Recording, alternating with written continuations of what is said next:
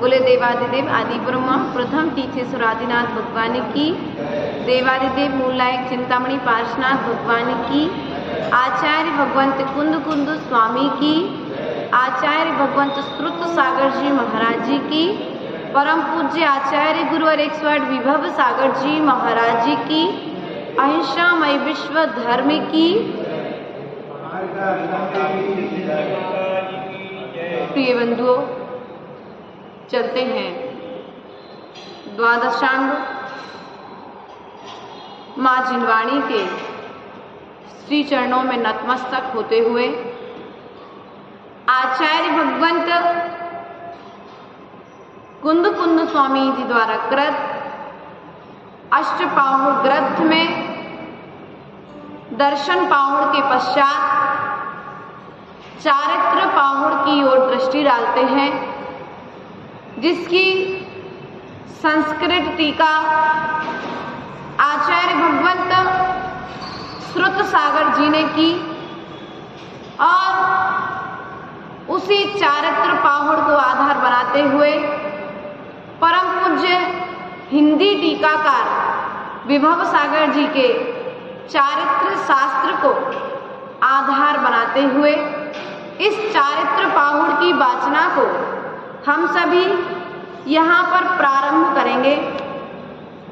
पहली और दूसरी कारिका के माध्यम से आचार्य भगवंत ने सर्वज्ञ है, सर्वदर्शी है, निर्मोह है, वीतरागी है, परम पद को जो प्राप्त है, ऐसे अरहंत प्रभु की और सिद्ध प्रभु की यहाँ पर मंगलाचरण के माध्यम से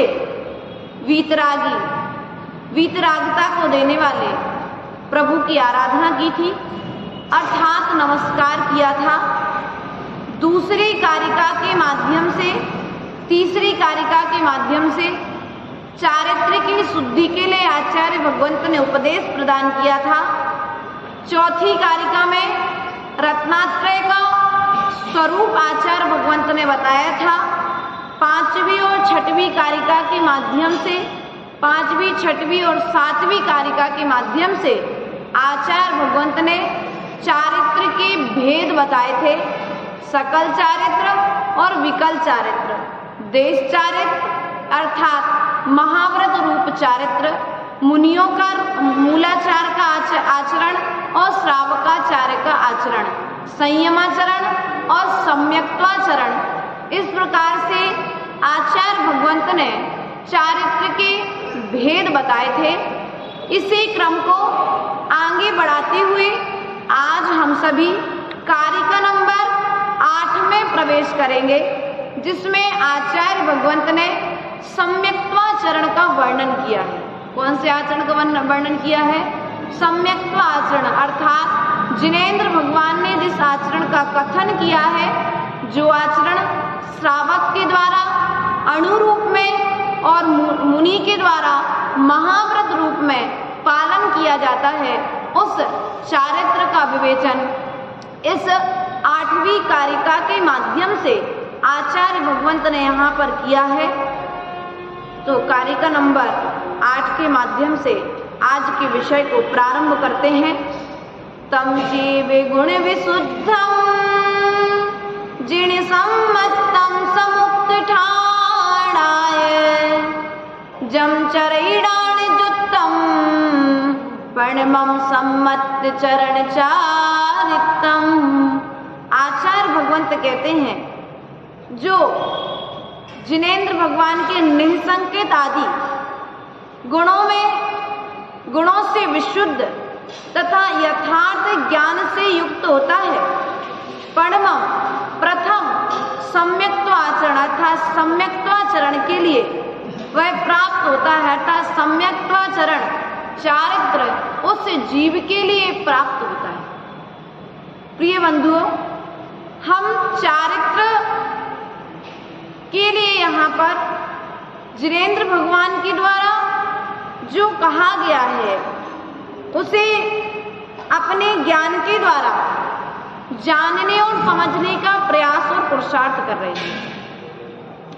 आचार्य भगवंत गणधर स्वामी ने जो प्रतिकोण श्रावक के द्वारा और मुनि के द्वारा रोज किया जाता है, उस प्रतिक्रमण के मध्य में वीर भक्ति के माध्यम से आचार्य भगवंत ने उसमें कहा है, चारित्रम सर्वजनैश्चरितम प्रोक्तम च सर्वशिष्येभ्यः प्रणमामि पंचभेदम पंचम चारित्र लाभाय। क्या कहा? चारित्रम सर्वजनैश्चरितम। आचार्य भगवान कहते हैं, जितने भी तीर्थंकर हुए हैं, जितने भी आज तक हो चुके हैं और जो होने वाले हैं, जिनैश्चरितम किसके बल पर हुए हैं? चारित्र के बल पर। किसके बल पर हुए हैं? अनंत तीर्थंकरों में एक चारित्र धर्म का उपदेश दिया है, वे चारित्र के बल पर हुए हैं और उन्होंने चारित्र के आचरण करने का ही उपदेश दिया है। अशोक भैया क्या कहा? जितने भी तीर्थंकर हुए हैं और हो रहे हैं और होंगे, उन्होंने किसका उपदेश दिया? चारित्र का उपदेश दिया है। और उसी चारित्र धर्म का उपदेश अनंत आचार्यों ने, जो वर्तमान में हैं वे, जो हो चुके वे और जो होने वाले हैं वे, होंगे, हैं और हो चुके, तीनों में घटित करना। वे अपने शिष्यों के लिए किसका उपदेश दे रहे हैं? चारित्र का। किसको उपदेश दे रहे? चारित्र के पालन का उपदेश दिया है। मैं उपदेश को नहीं देता हूं। क्या कह रहे? आचार्य भगवंत यहाँ पर कहते हैं, मैं यहाँ पर मात्र उपदेश को नहीं देता हूं, मैं उस चारित्र की प्राप्ति के लिए पुरुषार्थ करता हूं। क्या करता हूं? बिना पुरुषार्थ के चारित्र प्रकट नहीं होगा। बिना गड्ढा खोदे नीचे का पानी, मिट्टी हटाए पानी नहीं मिलेगा। उसी प्रकार से आप धर्म करना चाहते हैं, चारित्रवान होना चाहते हैं, क्योंकि जो वर्तमान में चारित्रवान होगा वही भविष्य में भगवान होगा। जो वर्तमान में चारित्रवान नहीं है वह भविष्य में भगवान भी नहीं बन सकता है, क्योंकि दर्शन और ज्ञान तो हो गया, लेकिन दर्शन ज्ञान के बाद में चारित्र का पालन करना आवश्यक है। चारित्र के पालन के बिना मोक्ष होने वाला, जाना कहाँ है हमें? अंतिम लक्ष्य स्वर्ग है कि मोक्ष है हमारा? अशोक भैया, हमारा अंतिम लक्ष्य स्वर्ग नहीं है, हमारा अंतिम लक्ष्य मोक्ष है। हमें मोक्ष जाना है और हम यहाँ बैठ कर के स्वर्ग जाने की तैयारी नहीं कर रहे, हम यहाँ बैठ कर के मोक्ष जाने की तैयारी कर रहे हैं। तो वर्तमान में छोटे छोटे त्याग के द्वारा हम संस्कार बना रहे हैं। क्या कर रहे हैं कि पंचम काल में मोक्ष तो होना नहीं है। अब मोक्ष होना नहीं है तो क्या किया जाए? इंतजार तो करना पड़ेगा जब तक ट्रेन नहीं आ रही है, तो प्लेटफार्म पर तो बैठना पड़ेगा। तो प्लेटफार्म पर बैठने के लिए भी आप अच्छे से अच्छा स्थान देखते हो जहां से थोड़ी अच्छी हवा आ रही हो, कहीं भी किसी तरह की कोई बदबू ना आ रही हो। तो यहाँ पर कहा कि जब तक तुम मनुष्य पर्याय में हो, कहां पर हो?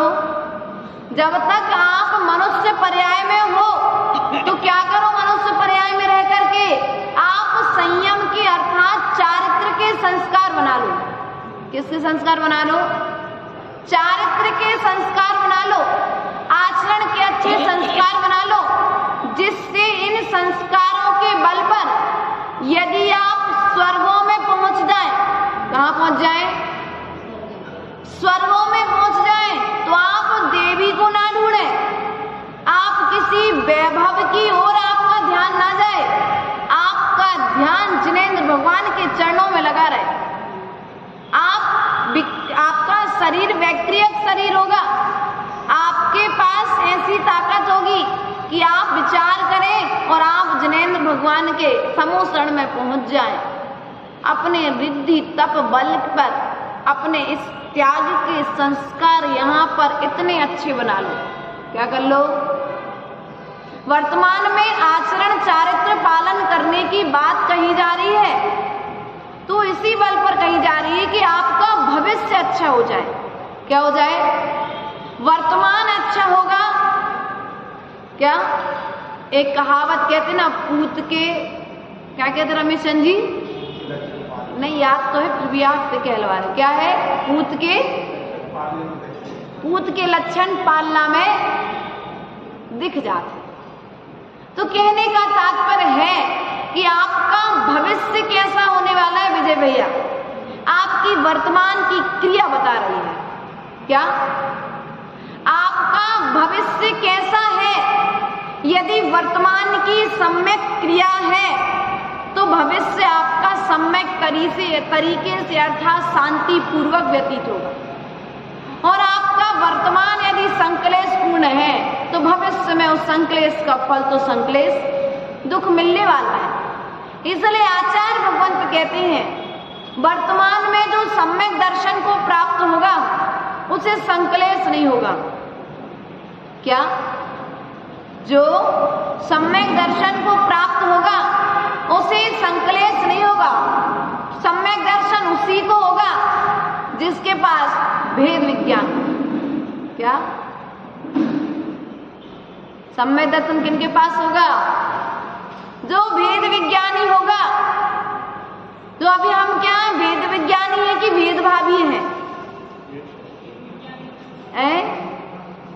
अभी हम भेदभावी हैं कि भेद विज्ञानी है?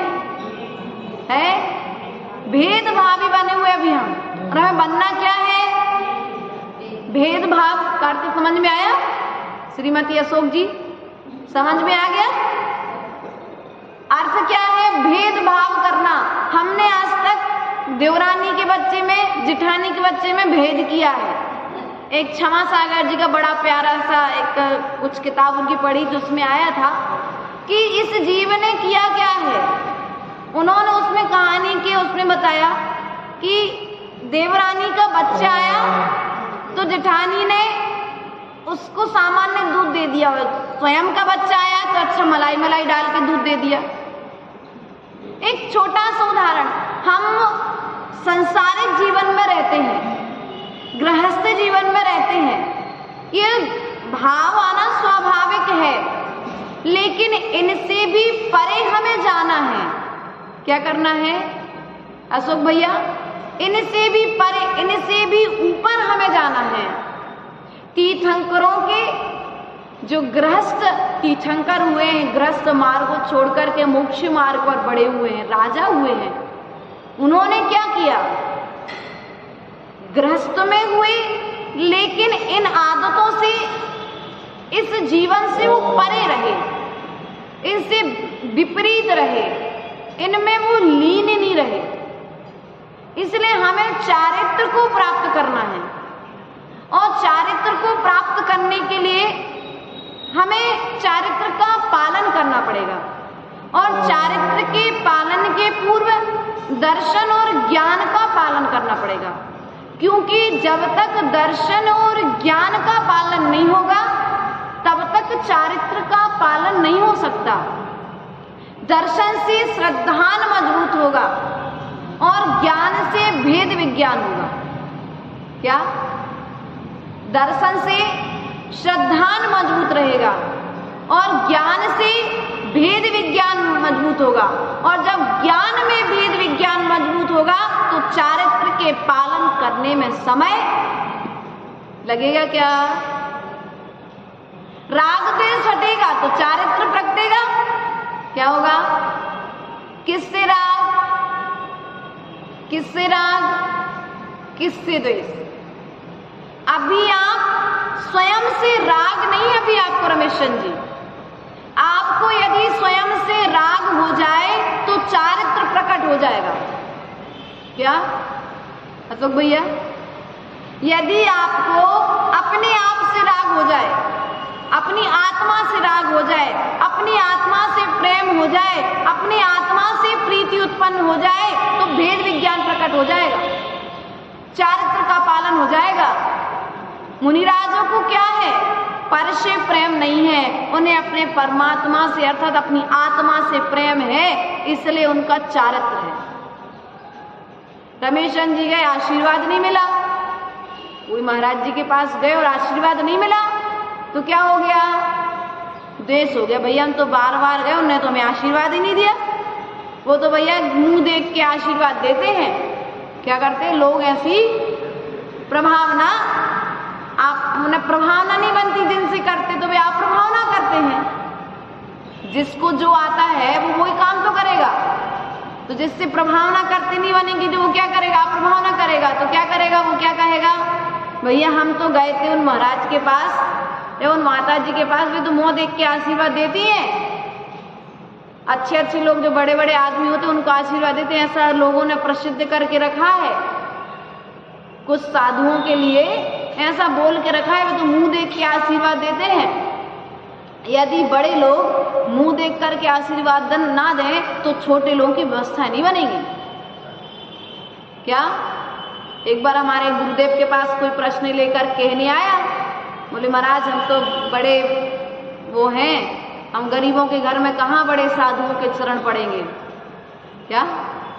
हम गरीबों के घर में कहाँ बड़े साधुओं के चरण पड़ेंगे।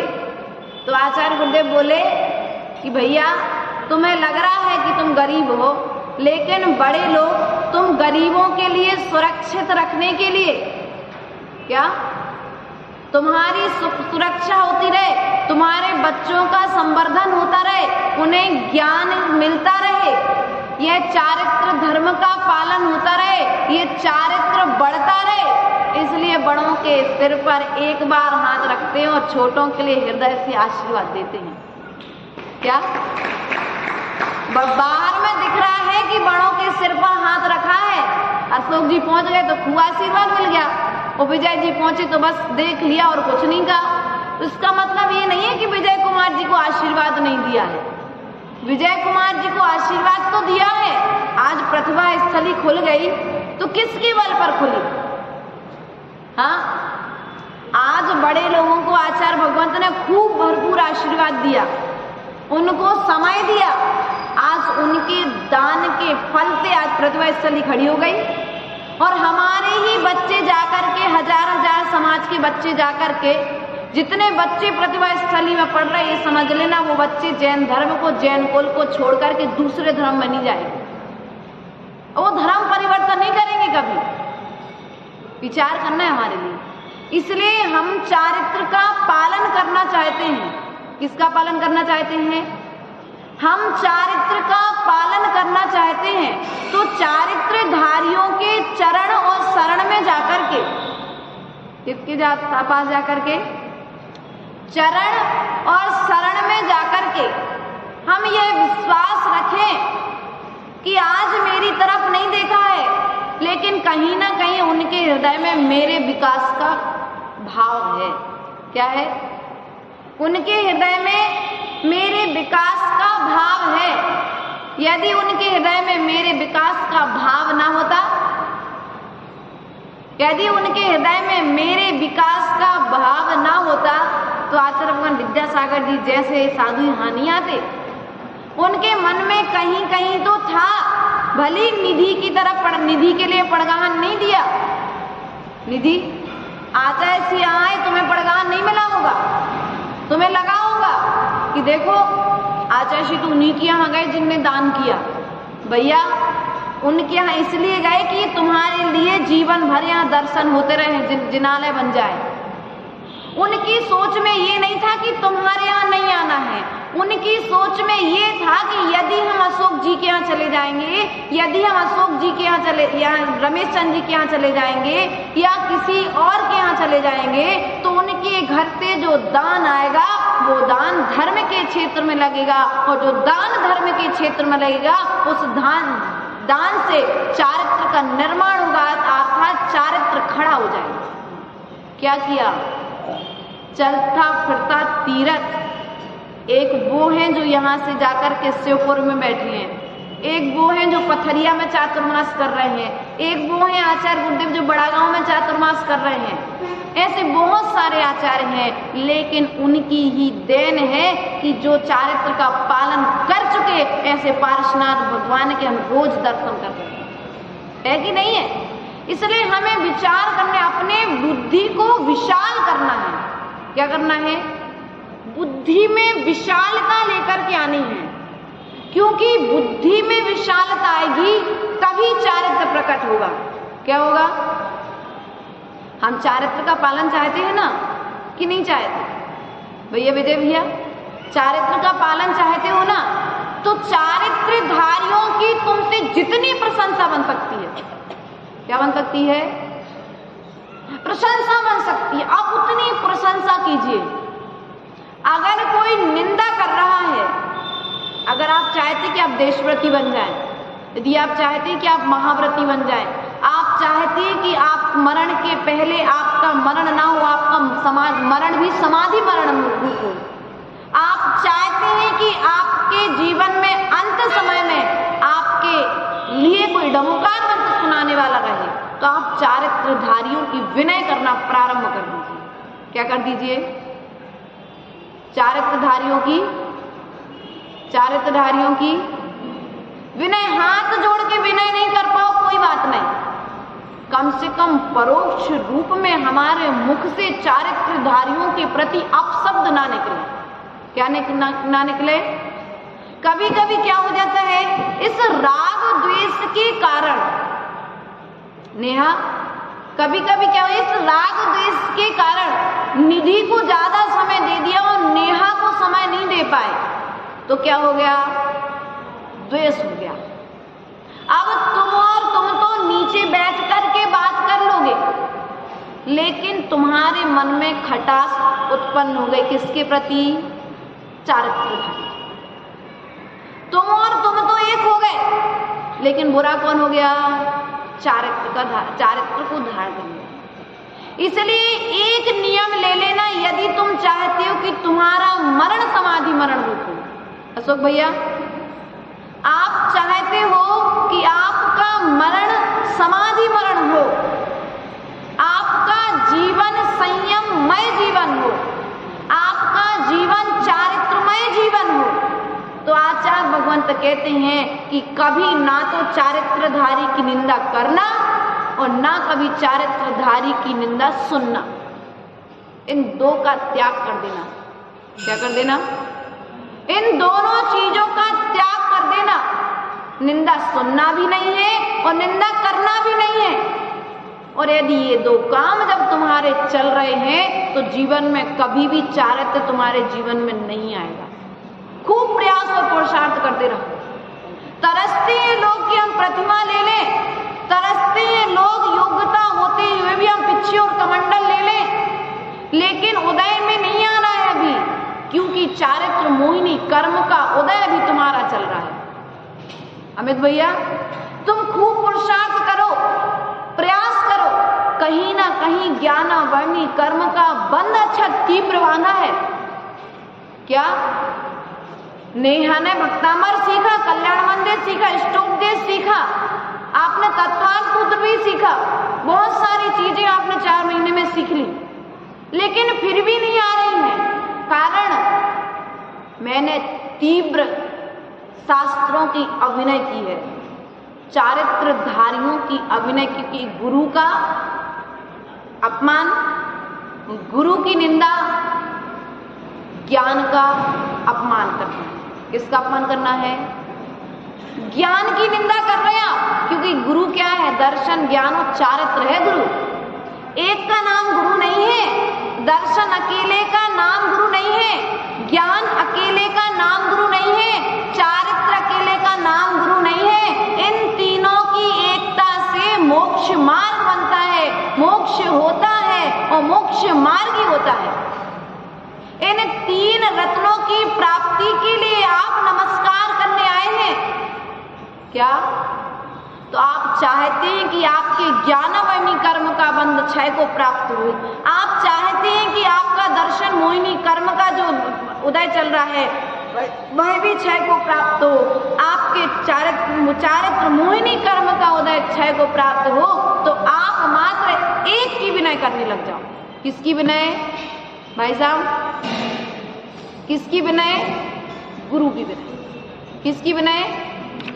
गुरु की विनय। चारित्रधारी की विनय करने से तुम्हारे ज्ञानावर्णी का क्षय ऐसा क्षय होगा कि वास्तविकता में वह शिवभूति मुनिराज, जिनको डमोकार मंत्र भी याद नहीं था, वह अंजन चोर जैसे चोर जब सिद्धालय में जाकर के विराजमान हो सकते हैं, तो हम तो इतने पाप करते ही नहीं है। चंडाल जैसा जीव जब अपना कल्याण कर सकता है, शेर जैसा क्रूर प्राणी जो रोज मांसाहार करता है प्रायः करके अपनी शक्ति और क्षमता के अनुसार, हम तो इतने पाप करते ही नहीं है, फिर तो हमें तरने में समय लगेगा कि नहीं लगेगा? नहीं लगेगा। बस नाव में बैठना पड़ेगा। क्या करना पड़ेगा? अपने ज्ञान को निर्मलीकरण करना पड़ेगा। यदि पानी में कचरा हो तो नाव चलाने में तकलीफ होती है। नाव में बैठे कभी? बोटिंग की कभी? नहीं करी, कोई बात नहीं। नाव में जो बैठता है तो पहले देखता है नीचे कितना गहराव है, हर चीज को देखता है, फिर नाव में देखता है कि नाव व्यवस्थित है कि नहीं है। और नाव व्यवस्थित हो, नाविक व्यवस्थित हो और पानी भी स्वच्छ हो, अर्थात कचरा रहे तो ज्यादा उफान भी ना आए, क्योंकि कसायों की उफान और कसायों का कचरा जब नदी में रहता है तो नाविक को नाव चलाने में तकलीफ रहती है। उसी प्रकार से ये जो कर्म है, दर्शनावर्णी दर्शन प्रकट नहीं, अनंत दर्शन प्रकट नहीं होने दे रहा है, ज्ञानावर्णी अनंत ज्ञान प्रकट होने नहीं दे रहा है, और चारित्र सम्यक चारित्र प्रकट नहीं हो रहा है, चारित्र मोहिनी सम्यक चारित्र प्रकट होने नहीं दे रहा। तो इन तीनों प्राप्त मात्र संसार में प्राप्त करने के लिए यदि कोई चीज है तो ये तीनों ही चीजें हैं बस। क्या है? छोड़ने के लिए 3 चीजें और प्राप्त करने के लिए 3 चीजें। देने के लिए दान और लेने लायक यदि कोई चीज है तो दीक्षा। क्या है? संसार में यदि कुछ लेना है तो लेने लायक यदि कोई चीज है तो दीक्षा है, और देने के लिए तो क्या है? दान। कौन सा दान? जो तुम्हारी शक्ति क्षमता के अनुसार। शब्दों का दान भी होता है। हम आपको क्या करते हैं? ज्ञान का दान दे रहे हैं शब्दों के द्वारा। आपके ज्ञान का परिमार्जन कर रहे हैं। हमारे अंदर में जो ज्ञानावर्णी कर्म का हमने जो बंद करके रखा है, हम ऐसा करके आप अपने ज्ञानावर्णी कर्म का क्षय कर रहे हैं। क्या कर रहे हैं? आवरण को हटा रहे हैं धीरे धीरे। इसलिए तुम अपने यदि ज्ञानावर्णी कर्म का आवरण हटाना चाहते हो, उस आवरण से रहित होना चाहते हो, तो गुरुओं की विनय करना। क्या करना? गुरुओं की विनय। बगला भक्ति नहीं करना। क्या नहीं करना? बगुला भक्ति नहीं करना। और अगर बगुला भक्ति करोगे तो जैसे कमठ के जीव संसार में भटकते रहे, मारीची के जीव संसार में भटकते रहे, ऐसे बहुत सारे जीव हुए जो संसार में भटकते रहे।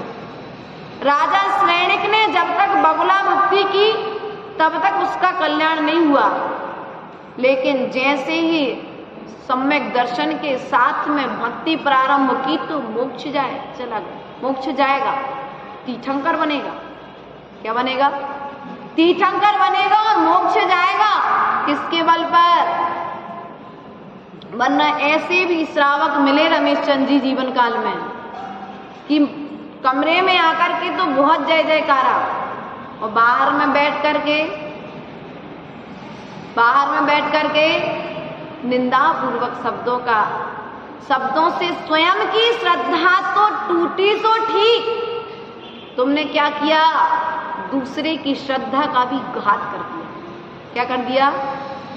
यदि हम किसी के गुणों का गुणानुवाद नहीं कर सकते तो कम से कम हम अवगुणों का गुणानुवाद तो ना करें। क्या? यदि हम किसी के विषय में रमेश चंद्र जी अच्छा नहीं बोल सकते तो हम प्रयास और पुरुषार्थ करें कि हम किसी के विषय में बुरा ना बोलें। क्या? यदि हम किसी के घाव पर मलहम नहीं लगा सकते तो कम से कम नमक डालने का काम ना करें। ऐसे भी श्रावक होते हैं। तुमको लगेगा कि निधि हमारे कमरे में आ रही है, बिल्कुल सगी है। क्या? निधि का नाम ले रहे। यहाँ पे ऐसा कोई नहीं है। इस प्रांगण में जितने लोग बैठे हुए हैं, इस प्रांगण में कोई ऐसा श्रावक, भानपुर के श्रावक तो बहुत अच्छे हैं। भानपुर के श्रावक तो बहुत अच्छे हैं, श्रद्धावान है, विवेकवान है, क्रियावान है। हाँ, क्योंकि श्रद्धा नहीं होती तो चातुर्मास नहीं होता। चातुर्मास की दुर्लभता का ज्ञान नहीं होता तो साधु नहीं आते, और चारित्रधारियों की दुर्लभता का ज्ञान नहीं होता तो आप यहाँ नहीं बैठे होते। क्या? सही कहा कि गलत कहा? आपको दुर्लभता का ज्ञान है कि आप सब काम छोड़ करके, घर में भोजन का टाइम है और आप भोजन को छोड़ करके ज्ञान के संग्रह में लगे हुए हैं। आपको इस ज्ञान की दुर्लभता का ज्ञान है, क्योंकि ज्ञान होना अलग चीज है।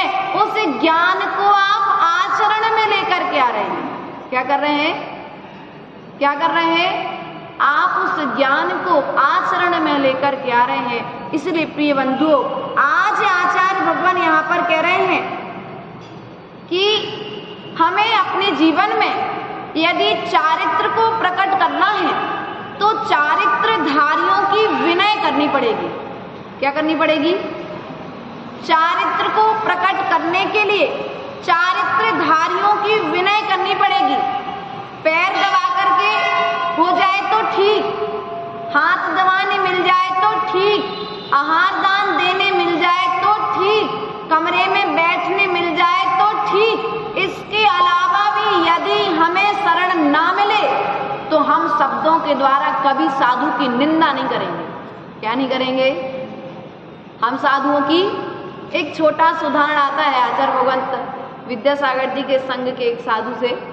उनसे जब मिलना हुआ तो कहीं पंचकल्याणक होना तो शायद सागर या डोंगर गढ़ जो अपना उधर है, कहीं उधर की बात है या भाग्योदय की हो सकती है, उनको तो एग्जैक्ट याद नहीं, लेकिन तो आचार्य भगवंत विद्यासागर जी आहार को निकलने वाले थे। अशोक जी आहार को निकलने वाले थे। एक श्रावक श्रेष्ठी आया, कमंडल में के लिए पानी लिए, तो सब महाराज जी अपने कमंडल रखे होंगे, तो एक महाराज जी ने मतलब कमंडल में पानी भरने बोले, हाँ महाराज आपके कमंडल में पानी भरे दे रहे, क्योंकि आचाशी का तो पड़गान है मिलना ही नहीं है। क्या आचाशी का पड़गान तो आज कहाँ होगा? सौधर्मेंद्र के घर पर होगा। उस पानी भरने वाले श्रावक ने क्या किया? हमारा छोटे महाराज से कह दिया। बहुत सारे लोगों में ऐसी चर्चा होगी भी आज तो बड़े महाराज का चतुर विद्यासागर जी का पड़गान सौधर्मेंद्र को मिलने वाला है। किसको मिलने वाला है? सौधर्मेंद्र को मिलने वाला है। वो महाराज ने जाकर के आचार्य से पूछा कि आचार्य भगवान आज तो बाहर में हल्ला है कि आप सौधर्मेंद्र के घर पे आहार करने जाने वाले हैं। आचार्य भगवान ने कुछ नहीं किया, बढ़िया आहार को निकले, मुद्रा ली और जाके सीधी सौधर्मेंद्र के यहाँ खड़े हो गए। आहार के बाद सबने पूछा आचार्य से कि आचार्य भगवान आज तो वही हुआ, सब लोग गैस किए तो आप वहीं गए। बोले जब आप सबकी भावना थी तो हम चले गए।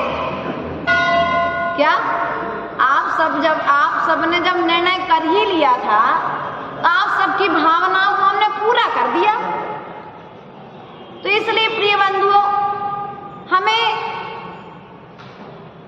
उत्कृष्ट चारित्र का जो पालन कर रहे हैं, ऐसे चारित्रधारियों की हमें जितनी बन सके प्रशंसा करनी चाहिए। क्या करनी चाहिए? प्रशंसा करनी चाहिए। उनकी प्रशंसा करने से, उनका गुणानुवाद करने से हमारे जीवन में एक दिन ऐसा आएगा कि हम भी उनके जैसे बन जाएंगे। किनके जैसे बन जाएंगे? जिनका हम गुणानुवाद कर रहे हैं। यदि हम निंदा कर रहे हैं तो निंदनीय बन जाएंगे, यदि हम प्रशंसा कर रहे हैं तो प्रशंसनीय बन जाएंगे, यदि हम वंदना कर रहे हैं तो वंदनीय बन जाएंगे। अब निर्णय हमें स्वयं करना है कि हमें करना क्या है। क्या हमें करना क्या है? हमें निंदनीय बनना है तो निंदा करना है, हमें वंदनीय बनना है, हमें वंदनीय बनना है तो वंदना करनी पड़ेगी, और हमें यदि प्रशंसनीय बनना है तो प्रशंसा करनी पड़ेगी। किनकी? चारित्र। किनकी प्रशंसा? जो वर्तमान में चारित्र का पालन कर रहे हैं, ऐसे मोक्ष मार्ग पर चढ़ने वाले त्यागी व्रती से लेकर के महाव्रती तक की हमारे मुख से एक बार रोज जिनेंद्र भगवान से निवेदन कर दिया करो। आचरण धीरे धीरे आएगा कि भगवान मेरे मुख से कभी भी चारित्रधारियों की अभिनय ना हो, मेरे द्वारा कभी किसी की निंदा ना निकले। क्या? यदि मैं गुणानुवाद ना कर सकूं रमेश चंद जी तो कोई बात नहीं, लेकिन मेरे मुख से कभी चारित्रधारी की निंदा ना निकले, क्योंकि जो निंदा है वह निंदनीय बनाती है। क्या करती है? तुम एक की निंदा करोगे, तुम्हारी सब निंदा करेंगे। क्या? तुम एक की निंदा करोगे, संसार तुम्हारी निंदा करेगा। वह मारीची का जीव अहंकार वश तमोशरण से उठ करके आया, कोई कारणवश भगवान महावीर बन गए वर्तमान में, उनके शासन काल में हम चल रहे, लेकिन वो क्रिया मारीची के जीव के पर्याय में जो की ना, वो आज तक कोई भुला नहीं पाया। 363 मत चला दिए। आदिनाथ का पोता दादा तीर्थंकर बनने वाला है, घर में चक्रवर्ती है। विचार करिए। इसलिए हम ऐसे मत को चलाएं जिससे धर्म का आचरण हो, धर्म आगे बढ़े, धर्मात्मा का विकास हो, हमारे द्वारा कभी किसी की निंदा ना हो जाए, हमारे द्वारा चारित्र का रथ रुक ना जाए। क्या ना हो जाए? अभी दीक्षार्थी हमारे बीच में है 2-3 दिन से, हम क्या कर रहे हैं? चारित्र की अनुमोदना कर रहे हैं। क्या कर रहे हैं भैया? संदीप भैया, हम चारित्र की अनुमोदना कर रहे हैं। हम उनकी सेवा में लगे हैं। क्यों? उनकी सेवा करने से हमारे जीवन में एक दिन ऐसा आएगा कि हमारी सेवा करने वाला भी कोई खड़ा हो जाएगा, हमारे जीवन में भी चारित्र आएगा। चारित्र की प्राप्ति के लिए हम चारित्रधारियों की सेवा निरंतर करते रहें, यही मोक्ष का मार्ग है। इन्हीं भावनाओं के साथ बोले परम पूज्य आचार्य गुरुवर 108 विभव सागर जी महाराज की अहिंसामय विश्व धर्म की